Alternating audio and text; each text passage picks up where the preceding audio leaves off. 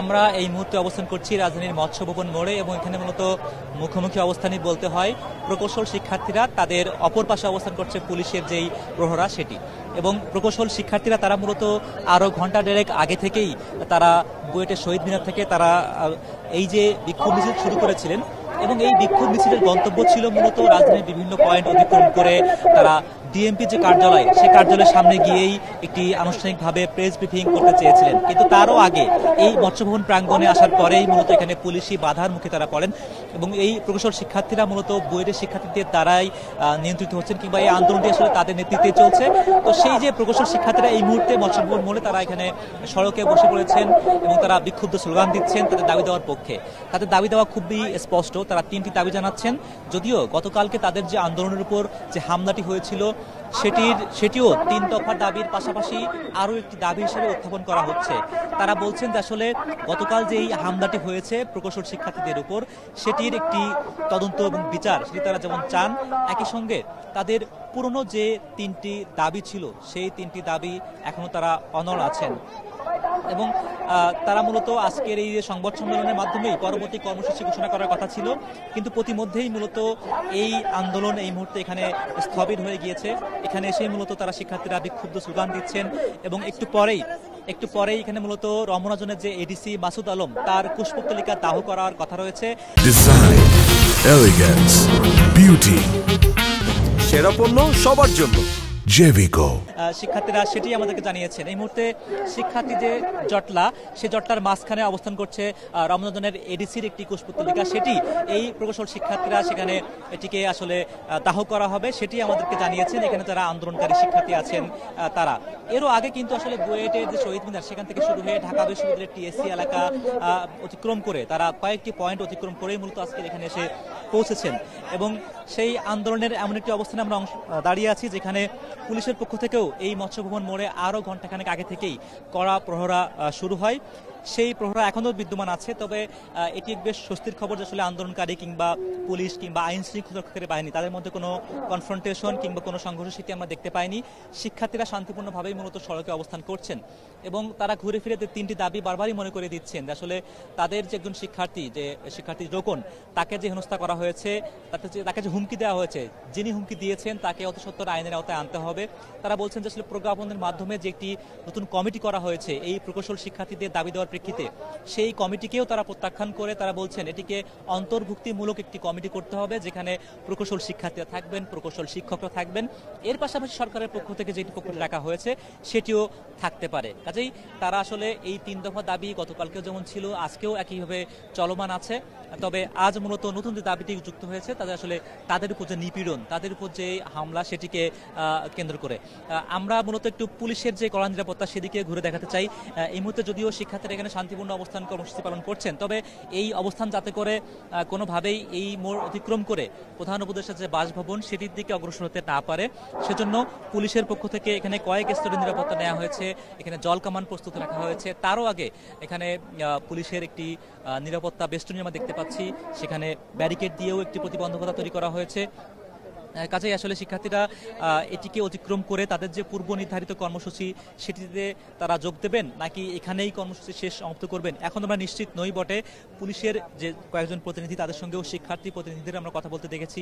পুলিশের পক্ষ থেকে এটি আশ্বস্ত করা হচ্ছে যে আসলে এটি অতিক্রম করে সামনে যাতে না যাওয়া হয় এই অনুরোধটি যেমন করা হয়েছে, একই সঙ্গে শিক্ষার্থীরাও বলছেন তাদের পূর্ব নির্ধারিত কর্মসূচি যেহেতু ডিএমপির কার্যালয়ের সামনে গিয়েই সংবাদ সম্মেলন করবেন, কাজেই সেটিকে এড়িয়ে গিয়ে তারা অন্য কোনো কর্মসূচি দেওয়ার পরিকল্পনা এই মুহূর্তে করছেন না এবং পুলিশ চেষ্টা করছে আসলে এটিকে শান্তিপূর্ণভাবে কালকের মতো যাতে করে অশান্ত পরিস্থিতি তৈরি না হয় সেই বিষয়টি বারবারই তারা নজরে রাখছেন। আমরা একটু আগেও পুলিশের ওয়াকিটকির মাধ্যমে যে বার্তাটা আমরাও শুনছিলাম যে আসলে পূর্ব অনুমতি ব্যতীত কিংবা ঊর্ধ্বতন কর্তৃপক্ষ ব্যতীত আসলে এখানে জলকামানের প্রয়োগ যাতে না হয়, সাউন্ড গ্রেনেড প্রয়োগ যাতে না হয়, টিয়ার গ্যাসের প্রয়োগ যাতে না হয়, সেই নির্দেশনা বারবারই পুলিশের ঊর্ধ্বতন কর্মকর্তার পক্ষ থেকে ভেসে আসছিল, সেটি আমরাও জানতে পেরেছি। এবং এখানে দেখছেন যে মৎস্য ভবনের শেষ অংশ সেখানে পুলিশের ব্যারিকেডের পরে কিন্তু আবারও পুলিশি বেষ্টনী, তার পিছনে আবারও অবস্থান করছে পুলিশের জল কামানের যেই বহরটি আছে সেটি।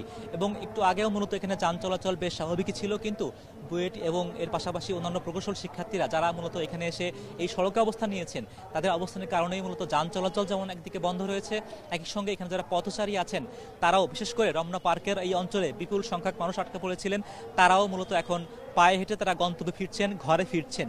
কারো কারো চোখে মুখে আসলে এই সংখ্যাটিও ফুটে উঠছে। আসলে তারা এরকম একটি পরিস্থিতি, এরকম একটি দৃশ্য হয়তো বা কল্পনা করেননি, কিন্তু আজ এই সড়কে চলতে গিয়ে তারা হুট করেই এমন দৃশ্য দেখতে হচ্ছে। তবে যেটি বারবারই বলছি, স্বস্তিদায়ক খবর যে আসলে শিক্ষার্থীদের সঙ্গে পুলিশের কিংবা আইন শৃঙ্খলা রক্ষাকারী বাহিনীর যেই কথা কাটাকাটি চলছিল, কিন্তু সেটি এখন এই পর্যায়ে শান্ত শিষ্ট অবস্থায় বিরাজ করছে, সেটি কোনো বৃহত্তর সংঘর্ষের দিকে আগায়নি। এবং শিক্ষার্থীরা বলছেন তারাও তাদের কর্মসূচি শান্তিপূর্ণভাবে চালিয়ে যাবেন। পুলিশের পক্ষ থেকে আশ্বস্ত করা হচ্ছে শান্তিপূর্ণভাবেই যাতে করে এটি শেষ হয়। তারাও আসলে এখানে বল প্রয়োগ করতে চান না।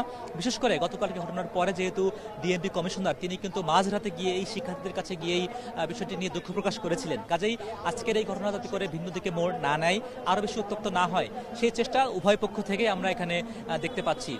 একটু পরেই মূলত এখানে রমনা জোনের একজন পুলিশ কর্মকর্তা, আলোচিত পুলিশ কর্মকর্তা মাসুদ আলম, তাকে যেমন আসলে এখানে পুষ্পতলিকা দাহ করবেন, কেননা তার উপরে তারা ক্ষোভটি প্রকাশ করছেন। তারা মনে করছেন তাদের উপরে যে হামলাটি হয়েছিল গতকালকে, তার নেতৃত্বে আসলে তার বেশ ভূমিকা রয়েছে বলে তারা মনে করেন।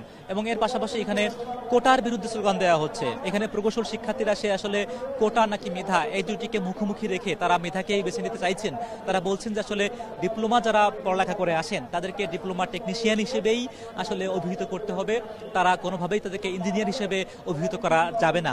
এবং দেখছেন যেখানে সহস্র শিক্ষার্থী তারা এখানে বসে কেউ হয়তো বা স্লোগান দিচ্ছেন, কারো হাতে প্লাকার্ড, ফেস্টুন, কারো কপালে কবজিতে জাতীয় পতাকা, এবং তাদের কারো ব্যানার ফেস্টুনে এই লেখাটাই ফুটে উঠছে যে আসলে তারাও 24-এর যে অভ্যুত্থান সেখানে আসলে তারা ভূমিকা রেখেছিলেন, কিন্তু আজ এমন একটি সাংঘর্ষিক অবস্থাতে দাঁড়াতে হবে, তাদের এমন মেধার যে পক্ষে দাঁড়াতে হবে, আবারও নতুন করে রাজপথে নামতে হবে। তাদের পক্ষ থেকে বলা হচ্ছে এটা বেশ তাদের জন্য বিব্রতকর এবং বেশ দুঃখজনকও বটে তাদের মতে। এবং তারা পুলিশি যে নির্যাতনের দুইটি ছবিকে তারা পাশাপাশি রাখতে চাইছেন। তারা 24-এর যে অভ্যুত্থান সেখানে একটি পুলিশ কর্মকর্তা কর্তৃক একজন শিক্ষার্থীকে যেভাবে মুখ চেপে রাখা হয়েছিল, এবং গতকালকেও পুলিশের পক্ষ থেকে যেভাবে একজন শিক্ষার্থীর মুখ চেপে রাখা হয়েছে, এই দুইটিকে মুখোমুখি রেখে তারা বলছেন আসলে এই একই দৃশ্য, এটি আসলে একই উপসংহারেই দাঁড়ায় যে আসলে পুলিশের পক্ষ থেকে যে বল প্রয়োগ, তার মাধ্যমে মেধাকে দমিয়ে রাখার চেষ্টা করা হচ্ছে।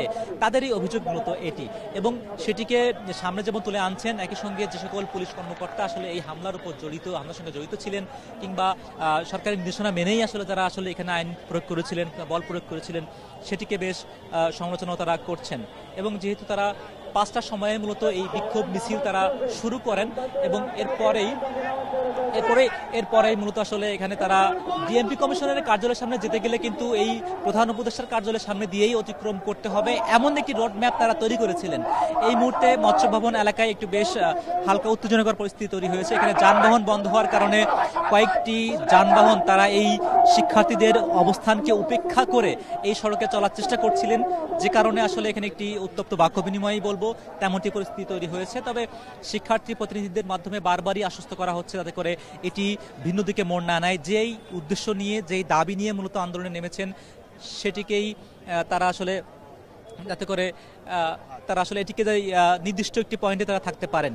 এবং যেহেতু তাদের নির্ধারিত কর্মসূচি আছে যে তারা প্রেস ব্রিফিংটি করবেন, কিন্তু সেটি যেহেতু আনুষ্ঠানিকভাবে হয়নি, এখনো পর্যন্ত শিক্ষার্থীদের এই অবস্থান চলমান আছে এবং তারা এখানে অবস্থান চালিয়ে যাবেন, এমনটাই আমরা শুনছি। আমরা শিক্ষার্থীদের যে সকল দাবি দেওয়া তারা প্লাকার্ডের মাধ্যমে জানাচ্ছেন, তারা মৌখিকভাবে জানাচ্ছেন, তারা মাইকের মাধ্যমে কথা বলে জানাচ্ছেন, একই সঙ্গে তারা গণমাধ্যমের সঙ্গেও কেউ এসে সেই আক্ষেপটা প্রকাশ করছেন। আমরা চেষ্টা করব কয়েকজন শিক্ষার্থীর সঙ্গে একটু কথা বলতে, একটু তাদের দাবি দেওয়া নিয়ে। আমরা অবগত আছি, তারপরেও তাদের কাছ থেকে তারা কোনো শিক্ষার্থীর কাছে আমরা এমন একটি প্লাকার্ড দেখছি যে আসলে সেখানে তাদের প্রতিবাদী যে ভাষাগুলো, সেগুলো এখানে সেই প্লাকার্ডের মাধ্যমে ভাষা খুঁজে পাচ্ছে।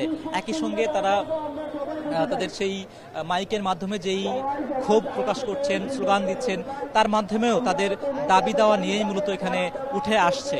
এবং শিক্ষার্থীরা বলছেন এখান থেকে তারা সরে যাবেন না যতক্ষণ না পর্যন্ত তারা তাদের নির্ধারিত কর্মসূচি তারা এটিকে মৎস্য ভবন অতিক্রম করে কাকরাইল মোড়, সেই কাকরাইল মোড় অতিক্রম করে প্রধান উপদেষ্টার বাসভবন অতিক্রম করে বেইলি রোড হয়ে তারা ডিএমপির যে কার্যালয় সেখানে গিয়েই মূলত তারা সেখানে সংবাদ সম্মেলন করে তাদের চলমান দাবির পাশাপাশি আরও কোনো দাবি যেগুলো আছে কিংবা আন্দোলন কর্মসূচি যে পর্যায়ে দাঁড়িয়ে আছে সেটি কোন অবস্থায় দাঁড়িয়ে আছে, পরবর্তী কর্মসূচি বা কি হবে সে বিষয়ে তারা জানাবেন।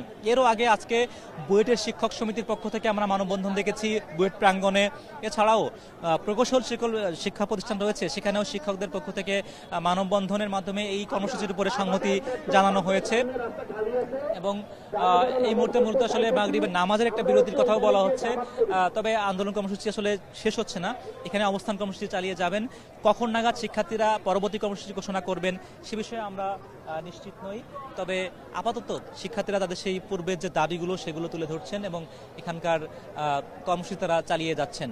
এবং ঘণ্টাখানেক আগেই মূলত তারা এখানে এসেছেন, তারা দীর্ঘ পথ অতিক্রম করেই মূলত এখানে এসেছেন এবং তারা খুব শীঘ্রই যে আসলে এখান থেকে সরে যাবেন তেমন কোনো লক্ষণও দেখছে না। একই সঙ্গে আইন শৃঙ্খলা রক্ষাকারী বাহিনীর পক্ষ থেকেও কোনো আসলে তার কোনো যে বল প্রয়োগ সেটিও দেখিনি, বরং একটি শান্তিপূর্ণ একটি অবস্থানই এখানে আমরা দেখতে পাচ্ছি।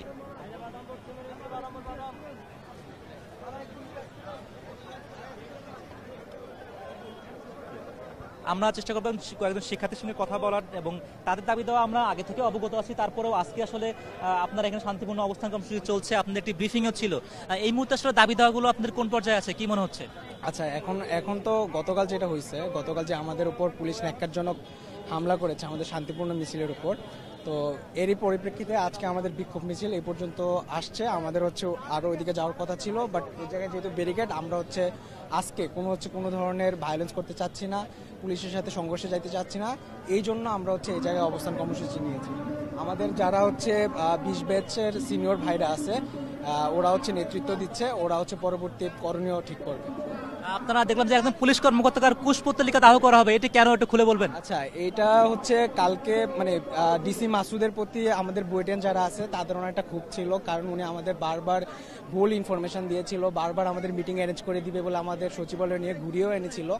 বাট গতকালকে কিছু ছবি আমাদের হচ্ছে পরে রাতের বেলা খুব আমরা আপনাদের মাধ্যমে দেখতে পেরেছি যে উনি খুব সম্ভবত একটা ছেলের মুখ চেপে ধরেছে, আমাদের ট্রিপলি 21 ব্যাচের একজন স্টুডেন্টের মুখ চেপে ধরেছিল।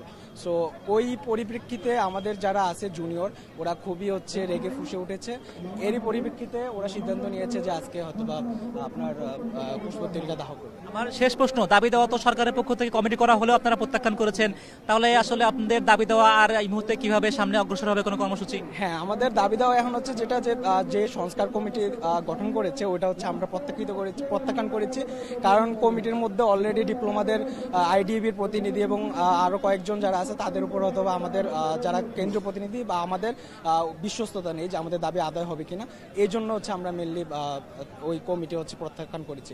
এখন নতুন করে কমিটি না হলে আমরা হচ্ছে আর এই রাজপথ ছাড়বো না। হ্যাঁ, ধন্যবাদ।